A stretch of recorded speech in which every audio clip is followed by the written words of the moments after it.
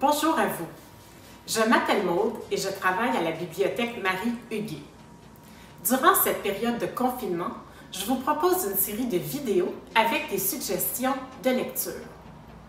Tous les livres que je vous conseille sont disponibles via le prêt numérique du réseau des bibliothèques de Montréal. Ma dernière vidéo s'adressait aux jeunes de 6 à 10 ans. Cette semaine, des suggestions pour les jeunes de 10 à 14 ans. Le magnifique roman de Simon Boulris, Le dernier qui sort, éteint la lumière, traite d'homoparentalité. Alia et Arnold sont des jumeaux qui vivent avec leurs deux papas, Édouard et Julien. Mais Alia et Arnold ne savent pas lequel des deux est leur véritable père biologique. Pour leur 13e anniversaire de naissance, les deux papas vont écrire 13 lettres. Dans ces lettres, on apprend entre autres leur rencontre, les défauts et les qualités de chacun, pourquoi ils ont choisi d'avoir des enfants. La dernière lettre révélera qui est le véritable père biologique. Alia et Arnold vont réaliser que l'histoire d'amour de leurs deux papas est finalement beaucoup plus intéressante que les émissions de télé-réalité qu'ils dévorent à profusion. Si j'étais une ado en 2020, c'est exactement le livre que j'aurais aimé lire.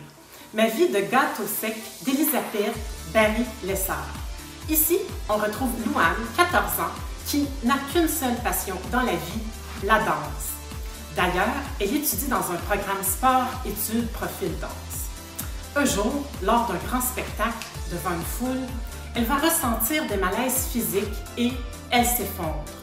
Suite à cet événement, Louane devra arrêter la danse.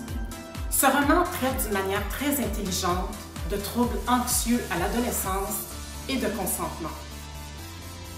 La collection Raconte-moi regroupe des biographies de personnalités au parcours différents, toujours inspirants. Des artistes, des athlètes, ici je vous présente Laurent Duvernay-Tardif, ou encore des personnalités qui proviennent de différents milieux. Mais on retrouve aussi des documentaires qui racontent certains événements. Cette collection est intéressante et attrayante car pour captiver les jeunes lecteurs, le tout est rédigé à la manière d'un roman.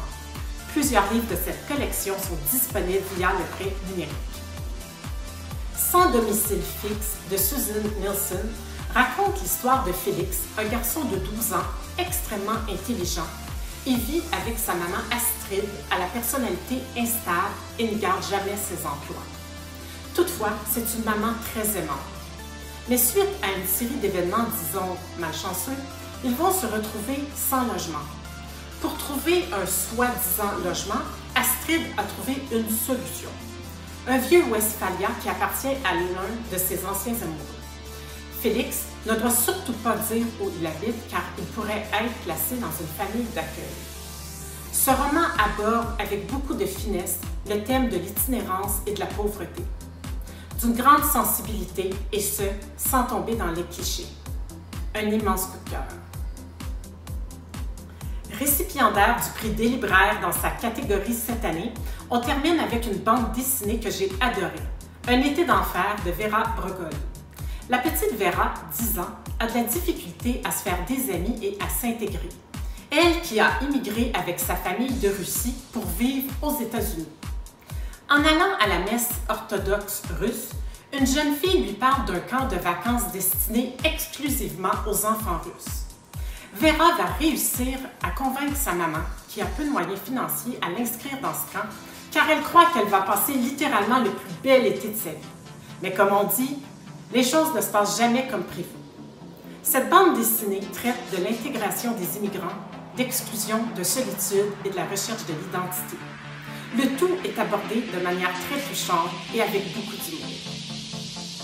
Sur ce, bonne lecture à tous, portez-vous bien, à bientôt!